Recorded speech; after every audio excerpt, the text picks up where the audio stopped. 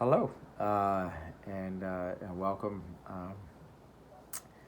As you have undoubtedly noticed, the staff this week is giving a reflection on their favorite parable, and or one that really resonated. And for me, I was thinking about this for a little while, and I guess they all. I'm probably more drawn to some more than others, depending where I am in life at that time. Certainly changes. I don't have one that has been, where last week it was a scripture that really spoke to us that I can think of as having been meaningful for years and years. But there's one that certainly is meaningful to me now, or especially meaningful. And that is the parable of the Good Shepherd. Um, I love that they have this description of, if there were 100 sheep, on the hillside, and one wanders off and is lost, that wouldn't the shepherd leave all 99 to find that one? And the idea that shepherd would be even more happy having found that one than he would have been with all 99.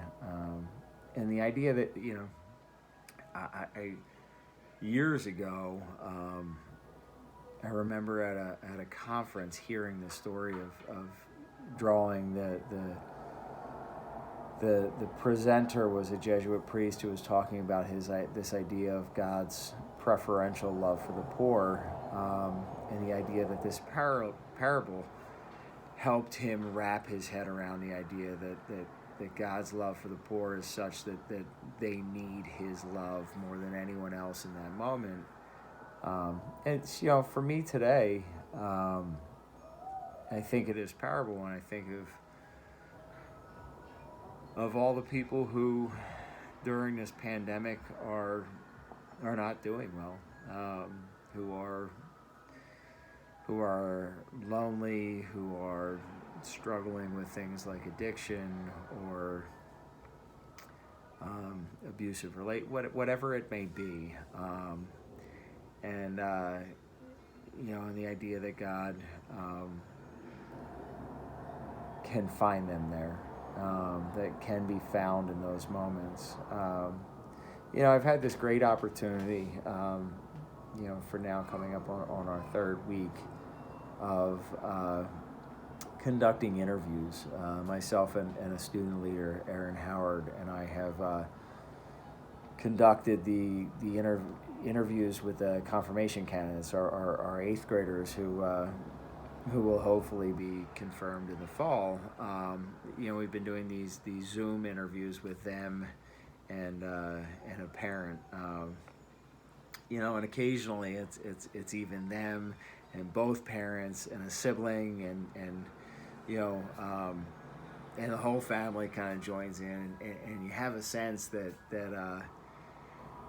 their experience of quarantine is kind of fun. It's that they're really taking advantage of this time where everyone's in the house together, everybody's home, and there are movie nights and there are dinners that go on for a long time. I think that's great. And then you have others that are, no one has said anything awful, but you have some that are clearly just, will openly say, we're ready to get back. And those interviews are what make me think of all the people. I know people in my own life who describe this and feel guilty describing it this way, but say, I know that people are suffering right now, and I know that the experience of COVID-19 is really hard, and I feel guilty admitting that I'm really enjoying this experience I'm having with my family. That they've had And then I have other people in my life who I talk to often, who are not in a very good place, who were not positioned to do well in this, and I make an effort to call and to speak with them. But today we have that great promise in this parable, the idea that in those moments of trial, in those moments that are so challenging and overwhelming for us, those times in my own life, perhaps not now, but those times that I know I have had where I've really been broken, I take such great comfort in a parable like this, where to know that we have a God that would leave 99 on the hillside to come find me, who would come find us, that we have a God, that we always need to remind ourselves is in those moments of great challenge, is looking for us and will celebrate us, and be especially close to us in those moments. And the one thing I'll add to this is, as I think our parish has a real orientation towards, is not only do we have a faith and an experience of Jesus, that we have this image of a God that loves us and comes to us in those moments, we're also continually reminded week after week that we have an opportunity and an obligation to always be extending the hand of our Catholic community. Where in our lives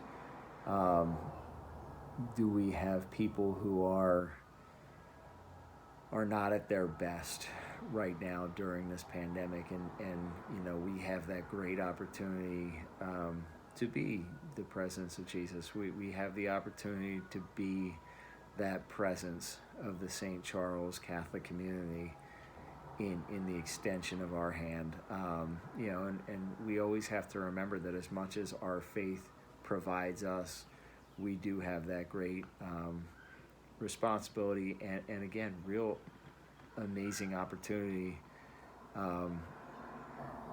to be that for someone else. Our faith is always calling us to comfort and to remind us that we're loved, and it's also calling us to be of service, to be present to one another in this and beyond this, in every moment of our lives. So with that, I'll end, and I am grateful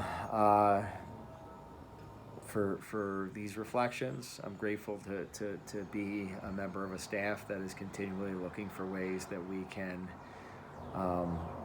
be a part of our Catholic community and extend ourselves. And I hope that as you hear this and hear the parable of the Good Shepherd, you can also continue to ask yourselves and ourselves where we can extend that hand to members, other members of our community and perhaps outside of our community. I hope you're all safe, doing well, and I hope to see you soon.